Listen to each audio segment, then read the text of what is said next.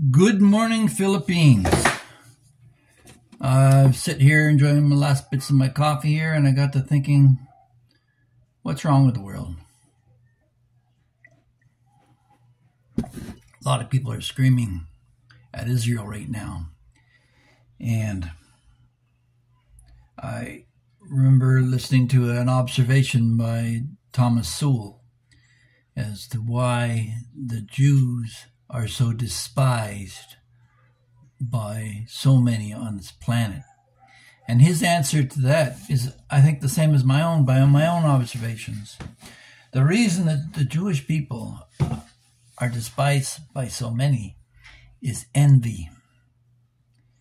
And they're envied particularly by the Muslims, because at the time when Muhammad was trying to farm out his new religion, he got laughed at by the Jews and decided to seek retribution. But yeah, I've worked for quite a few Jews over the course of my time, and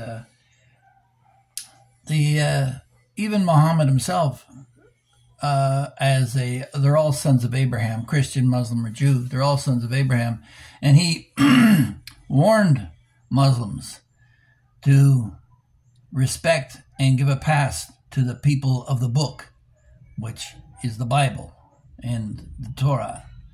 Because the fundamental thing about the Jewish people is they have a written record and they place a real value on educating their children.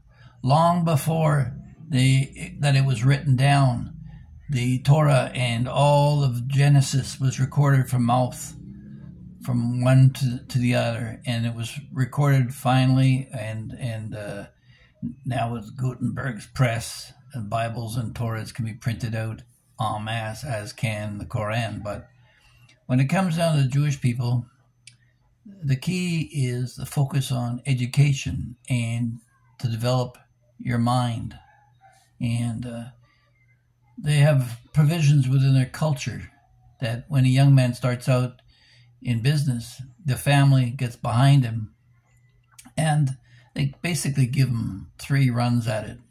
Business can fail up to 3 times, and the family will support him right up till the end of the 3rd time, and then he's on his own.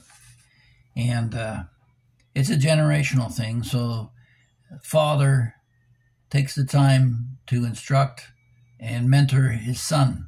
A lot of men don't have time for that. They're out working out for somebody else. And the Jew would rather work for himself. They're entrepreneurial by nature. And they realized where the money was centuries ago, and they were gravitated to it. And that's why a lot of the Jewish people are in the banking industry. So for the rest of us, standing from the outside, maybe there's been an intergenerational gap where education was lost, and we're trying to rebuild our family fortunes. But for the people of Israel, this has been a long-going thing for them. And one time I made a comment to a Jewish lady I met. I said, I think the world actually needs more Jews. She said, no. She said, we want to focus on quality over quantity. And when you look at it, there's only about 15 million of them on the whole planet. And why do they amass such an amazing amount of wealth?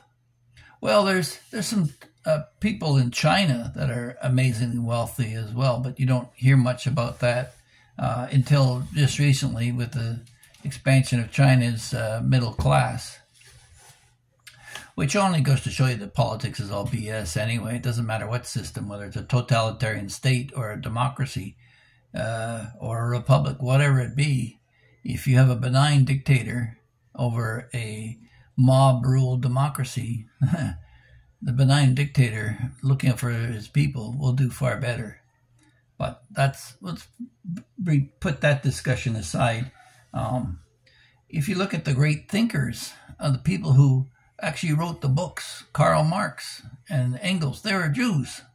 Some of the greatest minds on the planet, from Albert Einstein and others. You can go through the list. And the reason is because of the culture of cultivating their mind. While the rest of us tribal monkeys are all pounding the drum and want to go to war, and we stand at the sidelines with envy of what they've done, they quietly go about their business. And if you're thinking about becoming a Jew, I would seriously consider not, because you just look for centuries. The prejudice and the envy has been going on for centuries, and it's cultured from generation to generation. Since the creation of the State of Israel, tribal people, Arabs and Palestinians, have migrated to Israel to work there. There's over 1 million, almost 2 million Palestinians within the State of Israel have all the rights as an Israeli. They vote, they represent in the Knesset. They're all involved, they're all in, but they're not Jews. They live in a democratic society. They elect their own people. But surrounding that whole mass are a bunch of have-nots being fed hate by their tribal leaders because they don't find a way. You look at the so-called Promised Land, it's probably the crappiest piece of land in the Middle East. The only place in the Middle East where there's no oil and dry and arid, and the migrants that came from Russia and Europe, they went in and they turned that whole country into an oasis of growth, not just agriculturally, but also in terms of schools of thought. And some of our medicines and things are created from the great minds of the people of the State of Israel. So now, when the church had its falling out, and the Protestants, Martin Luther pounded his demands on the church door centuries ago. The Protestant work ethic, it didn't come from anywhere. A lot of societies plagiarize or appropriate things from other cultures. A lot of the Protestant work ethic is based upon Jewish principles: hard work, education, get ahead. And the British Empire was fashioned on that and weaponized. And that's why they took over 122 countries out of less than 200. They invaded. But that's the Brits who wear that. The Jewish people have been quietly in the background, trying to focus on what's really important in life. You enjoy what you got, but you work for your God, and you got to look out for your own. And especially after the lessons of the Holocaust, which there's so much hatred out there and envy, people are still denying to this day.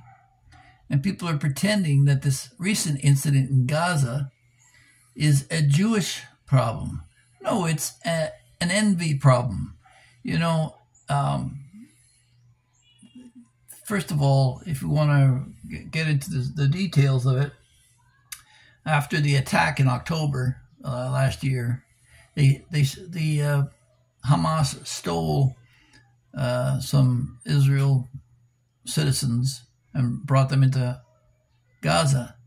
If they'd let them go right away, we could seriously be talking peace right now. But no, they're trying to use them as bargaining chips. It's all about this envy. So while they been parading children and women out in front of TV cameras, they've also been hiding behind the skirts and in the nursery schools and as cowards, afraid to come forward. But the fact remains that Hamas came in and executed all the Palestinian leadership in Gaza, and basically they're like a biker gang. They took over the whole community, and you don't hear as much from the West Bank, although there's still some dissident Jew-hating Palestinians there. But all billions of dollars that were sent for construction of schools was used to build tunnels to infiltrate into Israel. The hatred runs deep. And at the end of the day, if two people hate each other, you gotta let them go at it, and to the victor goes the spoils. But if I were to bet my money on it, I don't care what military expert you are, my money's on Israel, because of their focus on quality of education and development. And yeah, so don't be swayed by these Jew-hating and baiting Palestinians. Palestinians are throughout the globe. They're all over the world, so they're going to have demonstrations in every city, because a lot of Palestinians, I'll give them credit for that, the smart ones, have learned the way of the Jew. And there's a lot of Palestinians who are very bright and have moved forward with their lives, but they're not the ones coming over in ultralight planes and trying to capture Israelis as bargaining chips. So God bless the people of Israel. I hope this whole mess in Gaza ends soon.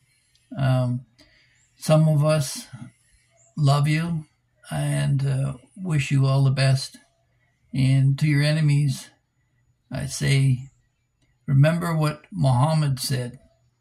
Give a pass to the people of the book. And with that, we'll pack it in. Have a great one. Bye-bye.